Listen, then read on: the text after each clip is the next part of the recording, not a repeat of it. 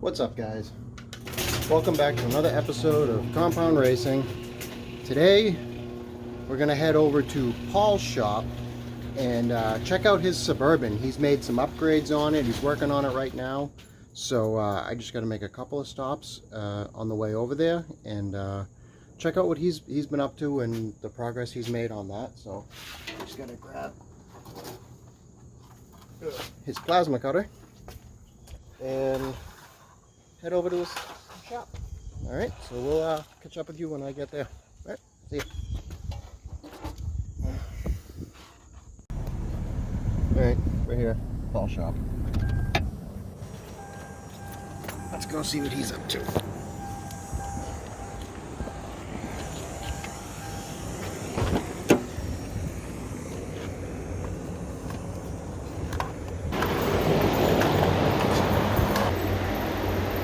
So, there's a couple issues. So one, I noticed that these new shocks that I had are no longer very new. Oh, Beat up. oh But man. I had bought this shock extension to help with the ride quality, which after putting the drop shocks in, it rode great. Yeah. And I've noticed that it's been just diminishing that ride quality. Yeah. And guess what? These don't fit the drop because they're drop shocks, so they're 2 inches too short. So I have to find regular shocks to fit it. Which also they only came with all the nuts for the hardware. They didn't come with all the real hardware. And of course, none of that matched at Home Depot. So I bought all nuts and bolts and everything like that. Was ready to install it. I can't do that. I was just at Ace too. Yeah. No, it doesn't matter. Ace isn't going to help me fucking make this longer. No, you're right. So then, that's why it's so high right now, is because I was working on the shocks. So I stopped there, and I have, these don't fit around this, so they have to go in between, which is kind of sketchy to me. Yeah. I don't know. I don't know about that. And then also, it's so far from the axle. I thought it was supposed to be closer, and that's what I was doing when you showed up. Was I was actually looking at someone else who had this same notch that I had, but they welded it on. So they bolted it in first, but then to put in their bags, they welded all this, pulled these bolts out, and they had a different kit that kind of came off of the front here. They also had a disc brake conversion, so they didn't have e-brake cables, and I use my e-brake every day, so I don't want to get rid of those. But he had his right up against here, and he had a bracket that he welded to here. So A bracket that he made, or? yeah. And I thought that the kit I bought was going to be good, and it might not. So the other thing I was thinking about is, what if I just bought like air shocks and put those in? Because now with these extenders, I can run the stock lane, could put the air shocks, not have to worry about anything extra coming out and touching. But of course, before I thought about that, I cut up this other kit, so I can't return it. So I'm stuck with more bags. I have 8 bags at home that are like double bellow, and then now I have 2 extra tow bags. So yeah, I don't know. I don't think your owner's all that smart. Yeah. Whatever. I'll show you what I got, so you can kind of pull it, and then the other side is like really. I mean, this shock here was put in at the same time, and it works great. So what happened? Why is the other side? It's hitting the notch through the angle. Yeah, so it's hitting the notch. Yeah. And then it must have somehow moved to hit this. Oh no, that was on the notch side. Okay, so it was just hitting the notch, which was causing it to push out like this, and it was rubbing against here. So I seen this little rub mark, and I was like, well, you know, let me fix that. And then I took it apart, and I was like, whoa, all right. So it hits right here. So because of the angle, no, of course you can't get there now. It's too much of an angle I guess, and it hits that. So that's why I wanted to put those in, because I would change that angle a ton and get it away from there. So it would go from here to this angle. Yeah, that would push it away. And push it way far away. And see, look, now the shock doesn't want to come out. It's just stuck on that piece. I can't even twist it right now. Now I can twist it because now it's free. So obviously that shock's not doing anything. I'm not really having a great time with this truck. No. You have had, like, this was supposed to be the cheap alternative to the pickup that you had before, and this thing probably hasn't cost you as much as the other pickup. No, still. But it's time-wise it has. Yeah. If you added up all the time that you spent messing with this, yeah, that's a $40,000 truck. Yeah, if I didn't have the S10, I'd be fine. Yeah.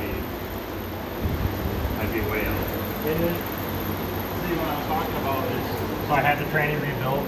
The rear seal is leaking, which, you know, it's spraying it all over the place. I had a new motor put in. Maybe the rear main seal of that. Obviously, this is, you know, wherever this mates, which could just be the installers of the fucking, of that. Of the filter, yeah. Of the filter, yeah, that's not, I don't know, drain plug, there's no crushed washer, there's no nothing, it's just a drain plug. Really? Which also looks like it's dented right here, which could be also part of the reason why it's leaking from there. This is saturated because it's leaking from where? I don't know. I don't know. And then whatever, this leak here that's on the ground that's coming from here is from the oil cooler lines, which is not to have to do with the motor, and at the time when we were doing it we couldn't find the lines, but since then I found them. So I just ordered those this morning. I ordered those lines this morning. I ordered this sway bar and bushings, all four of them, since that one's missing. Oh yeah, that one's not That's there that at all. clunking that I hear in the front end that keeps on making me think. The tires were Oh, those are, what the hell? They were brand new. They were brand new, and then this used to be on that side. And I noticed that it was wearing, so I flipped them, and I changed my alignment. I moved this wheel out at least a ½ inch. I moved the thing out at least a ½ inch, and I was just doing an eyeball alignment. There's no strings, there's no nothing, just that looks straight. And since then, it has stopped wearing the tires so much. But I think the insides of them are both worn right here. Yeah. Because they rub heavily. Oh, on they the rub? tubs. Oh yeah, they do. Yeah, they rub pretty good on the tubs. So Oh wow. that's another thing too, is I was wondering if I could get like, because these are drop shocks in the front too.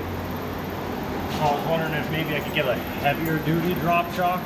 I don't know what I would take it off of to get the right length and to get a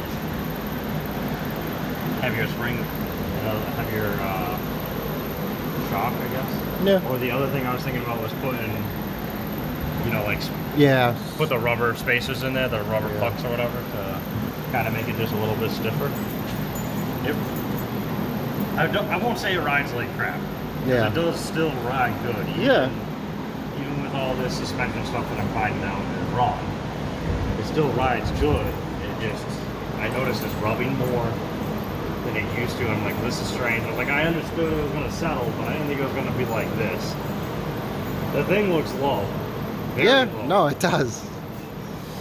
It tucks all the way around. I mean, if your tires are rubbing the inner fender wells, it's, I mean, yeah, it looks good, low, and low problems. I just wanted to address those low problems a little bit more. That's all. Yeah, some people would be happy with this and would never touch it. I'm just pickier than that. Yeah. The other thing too I was looking at is, so if you don't know, these things come with a 40-gallon fuel tank. So yeah, that's cool. They don't sell a hidden hitch for these. Okay. So like the ones that go behind the license plate, and you flip the license plate down, which I need that. Because it's so low. Because it's so low, it constantly scrapes this. Oh yeah. Constantly scrapes that. But also for the dirt bike carrier, Yeah. my tires are pretty much touching the ground. So I've been afraid to even put the dirt bike carrier in.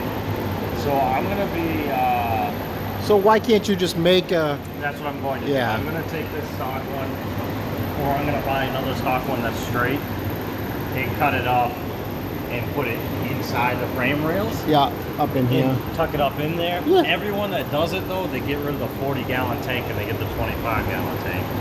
I don't want to do that. Nah. I want to be able to fill up once from here to Florida.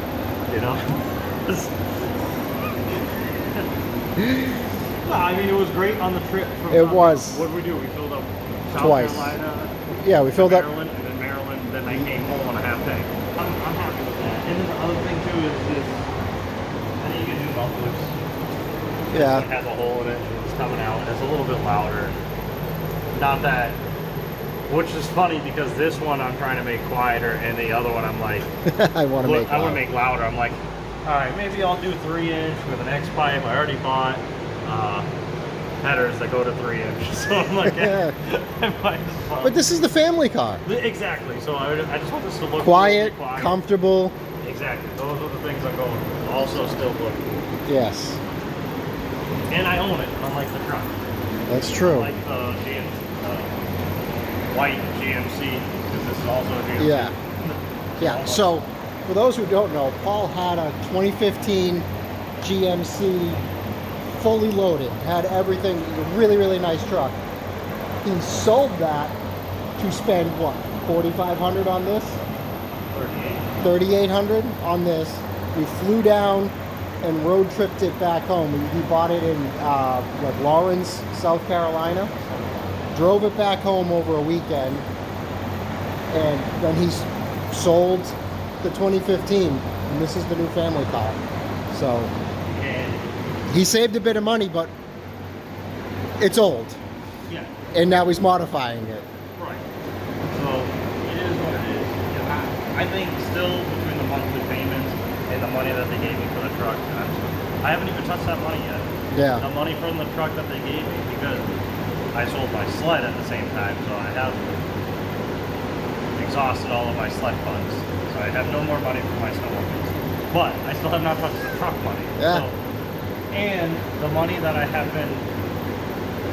was putting into the truck every month, I switched that and started putting it into my savings. And Yeah, good, so. that's what I'm doing right now. I finished paying off my truck, and now every payment that I would make towards my truck is going into my savings account. So.